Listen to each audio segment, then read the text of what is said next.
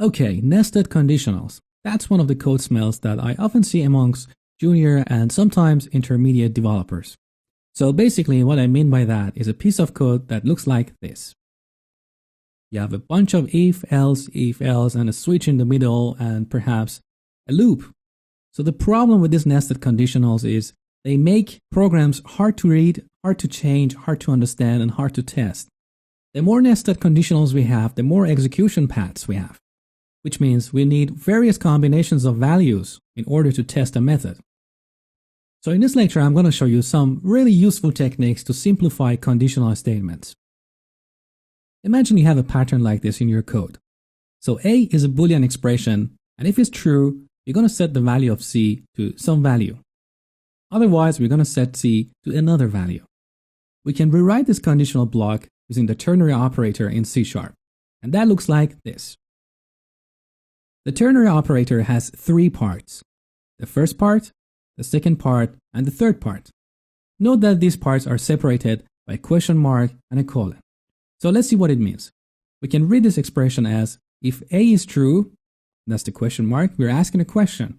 Then what we have here, in this case, some value will be returned. Otherwise, what we have here, which is another value, will be returned and assigned to C. Let's see a real-world example.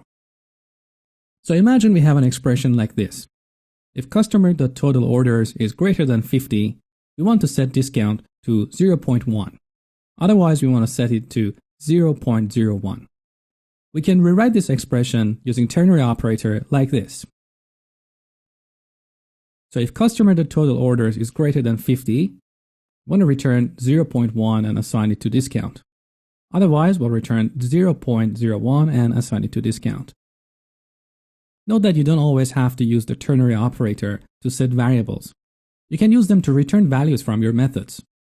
Here is an example. So if you want to return different values from a method depending on some kind of conditional statement, you can rewrite that expression with ternary operator like here.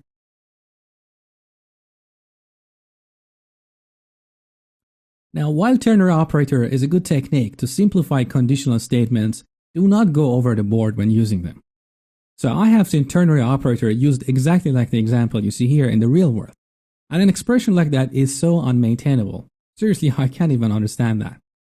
So the lesson is, do not apply it more than once in an expression. Here is another great technique which does not have a name. I just call it simplify true or false. Imagine here we have a condition here like A, and if that condition is true, we're going to set B to true. Otherwise, B is false. We can simplify this expression to something like this. So if A is true, B is true. And if A is false, B is false. So we can assume that B equals A. Want to see a real-world example of that? Here is one. If customer.total orders is greater than 50, its gold customer is true. Otherwise, its gold customer is false. We can rewrite this expression to something like this. So its gold customer is equal to the result of evaluation of this Boolean expression.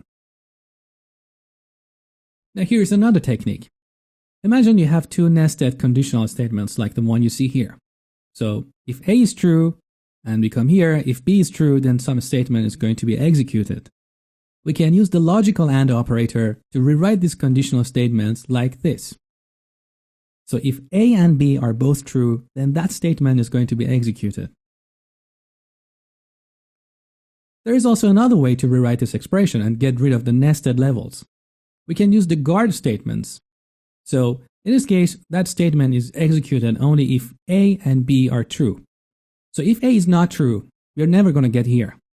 So we can have an early exit. We can rewrite this block like here. So if A is false, we immediately return from that method. And if B is false, also we immediately return. If we get to this point, that means both A and B are true. Now here we can combine the early exit technique with combine technique. So in this case, if either A is false or B is false, we need to return immediately. So we can make this code even smaller, something like this. So if A is false or B is false, we return immediately. Otherwise, we execute the statement here. Here is another technique.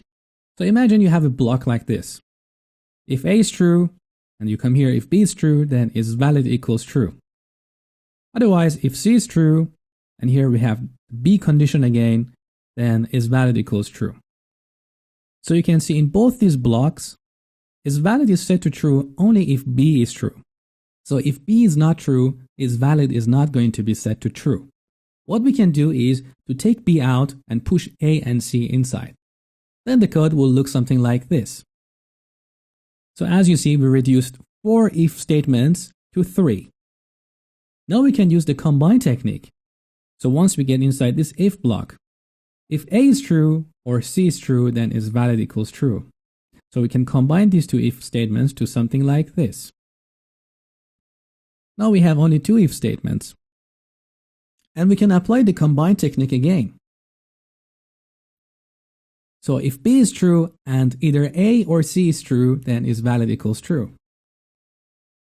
Isn't that cool? We reduced 4 if statements to only 1. And guess what? We can totally get rid of that. Remember we had a pattern earlier that if A is true, B is true, that means B equals A. So with that pattern, we can simplify this conditional statement to something like this.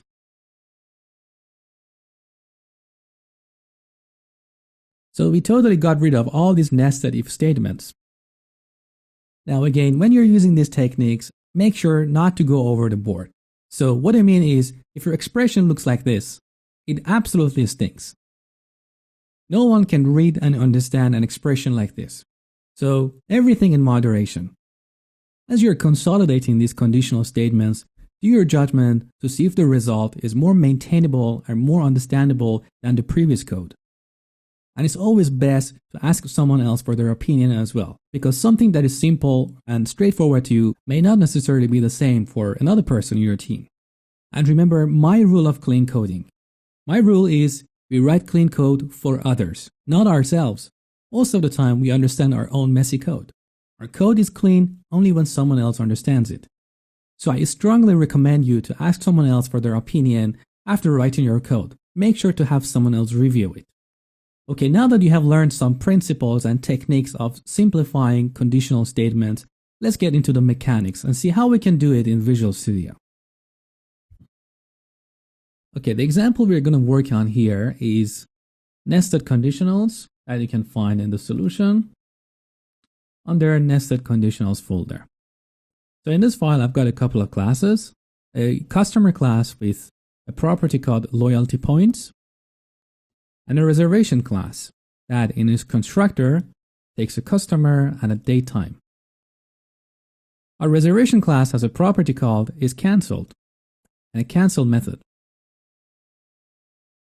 In the cancel method, as you see, we've got a bunch of nested conditional statements, and that looks really ugly. So we want to consolidate them. But before doing so, let's see what are the business rules. So here, this is telling me gold customers can cancel up to 24 hours before. So we check if customer.loyaltypoints is more than 100. Now here we check if the reservation is already started. So if that's the case, we throw an exception saying, no, it's too late. And here we have another if that checks if the customer is trying to cancel in less than 24 hours. Again, that means it's an invalid operation. Otherwise, we're going to cancel the reservation. We have a similar pattern, but slightly different for regular customers. So here it's telling me regular customers can cancel up to 48 hours. So again, similar as above, we check if the reservation is already started, then it's too late. Otherwise, we check if the customer is trying to cancel in less than 48 hours. If so, we say it's too late. Otherwise, we cancel the reservation. Now, when it comes to refactoring this kind of methods, unfortunately, ReSharper is not very helpful, and you have to do the hard work. Now, before changing any line of code here, what I have written is a bunch of unit tests. So, in the solution, you will see under unit tests project, I've got a class here called cancel reservation tests. So I have written a bunch of unit tests for various execution paths in our cancel method. And this is extremely important. If you do not have unit or integration tests, refactoring can be dangerous because you may break functionality along the way. So As a good habit, make sure to always write tests before writing your production code. This way you make sure that for every single line of your production code, you've got a bunch of tests that validate that code. Unfortunately, I cannot get into the details of unit testing as part of this course, but I plan to create a comprehensive course on unit and integration testing in the future. So for now, let's just quickly go through the unit tests we have here. If you're not familiar with unit testing, it's perfectly fine. Just see what I'm doing here at a high level. Now let's do our step-by-step refactoring. So we go to NestedConditionals. Let's take a look at our conditional blocks. The first thing that got my attention here is this block. If reservation is already started. So this block is repeated in both this block and this block. And we already had this pattern before in the slides. So what I'm going to do is I'm going to take this out and put that here. And of course, I can get rid of it here. So this way, I reduce one if block. There you go. And because it's only one line of code, I would rather to get rid of these curly braces. Now, before doing anything else, let's run our unit tests. So I'm going to run all my tests. All good. Okay, next step. Next thing I see here is this statement here. That looks pretty familiar. The only difference between this one here and this one is the number we've got here. 24 hours or 48 hours. So what I would like to do here is to extract a method, let's call it less than, that takes a parameter, and that's the number of hours. This way I can reuse that method in two places.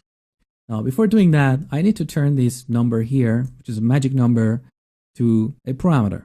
So what I'm going to do is Control-Shift-R. I'm going to introduce a variable, call it max hours. And then I will select this Boolean expression with Control and W. Control-Shift-R. I'm going to extract a method. I'm going to call this method less than. And look, here's a preview of the method. So less than takes maximum hours and tells us if we're trying to cancel less than that maximum hours. So let's go ahead. So we replaced this instance here. Now let's do the same here. Now this one I'm going to manually change. Less than 48. Let's run our unit tests.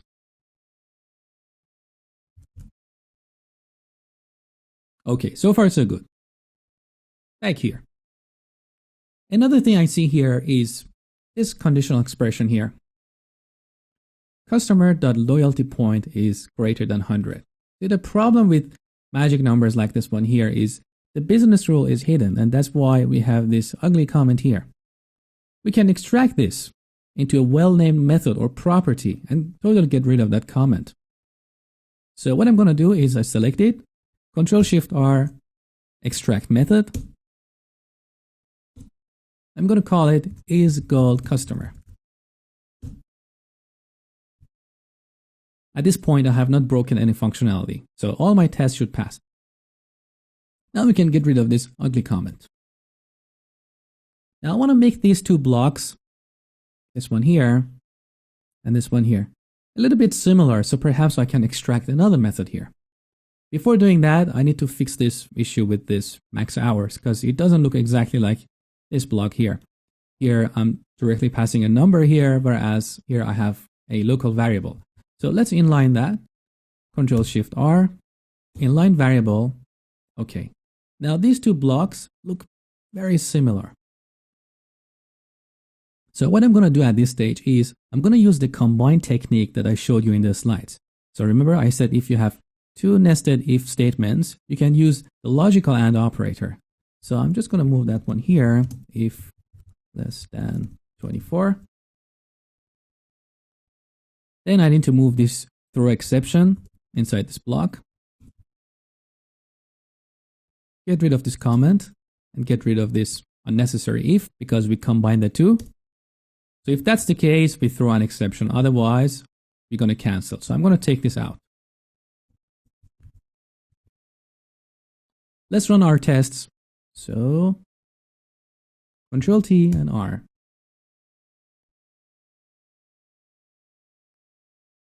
Oops, I broke a test. Let's see what happened.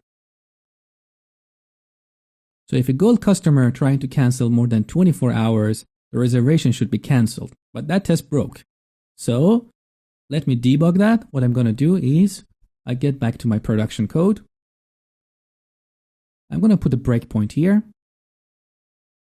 And now back to the unit tests. Okay, let's debug this one. So Control T and D. So for running a test, we use Control T and R. For debugging that, we use Control T and D. Okay, let's continue execution with F10. So let's double check everything here.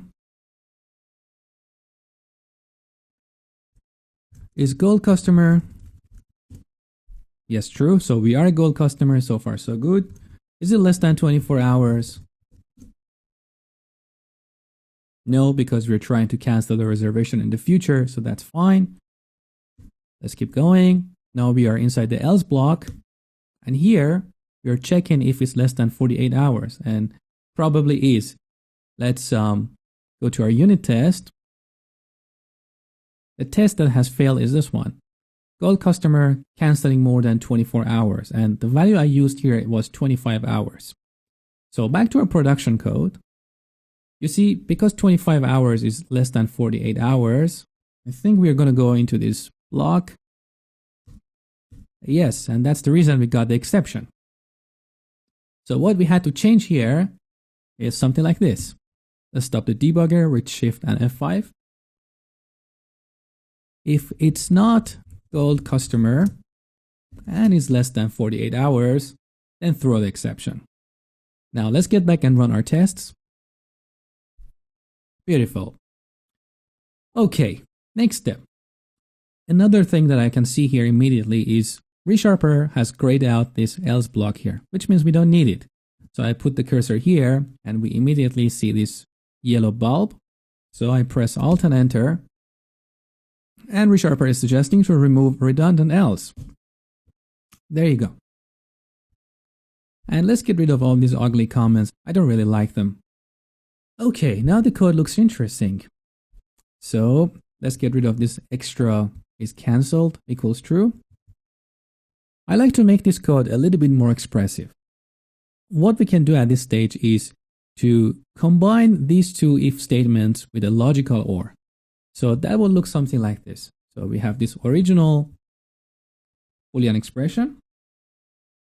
I wrap them with parentheses like this. And now I say OR, and then come back here and select this expression. Put that here. Now we can get rid of this extra if. So if either of these conditions is true, then we're going to throw an invalid operation exception. Let's run the tests again. Beautiful. So I'm going to take this to the next level. I would like to extract the method from this and make it even more expressive. I'm going to use the language of the problem domain we are working on. So we select the code, Control-Shift-R, extract method. I'm going to call this is cancellation period over. See, this is more expressive than a bunch of Boolean expressions. There you go. Now we can put all of this on one line. Get rid of these extra curly braces. Okay, now the code is more expressive. It's talking to us. So if cancellation period is over, we're going to throw an exception. If someone is interested in the definition of is cancellation period over, they can go to this method and they can see this simple expression. Now what we can do is do a similar technique here. So this code here is very expressive. We don't have any kind of Boolean expressions, greater than, equal to, this kind of stuff. So perhaps we can apply a similar technique here. So the reader of this code does not have to think of now is greater than from. What does it mean? We can make it expressive. So we select this expression, Control-Shift-R, extract method. I'm going to call this is already started. And finally, we can use the combine technique again. So if it's already started or the cancellation policy is over, we're going to throw an exception. So I'm going to select this and put that here. There you go. And get rid of this if statement. Let's run our unit tests again. Beautiful. Okay, at this point, I think we can totally get rid of this is already started, because if is cancellation period over, it doesn't really matter if the reservation is started or not. So I think this conditional is redundant. So I'm going to get rid of it. And the only way to know if what I'm doing is right or wrong is to listen to our tests. So I get back to my tests. We got the same result without that extra check. So see, as we are doing these step-by-step refactorings, we can find areas of the code that are not required. And look at here, is already started. It's already grayed out by ReSharper, which means we don't even need this method. So let's get rid of it. Alt and Enter, remove unused method. Beautiful. And one last thing I would like to do here. This method is gold customer, should not be in the reservation class, because it's not the responsibility of the reservation class to tell us if a customer is gold or not.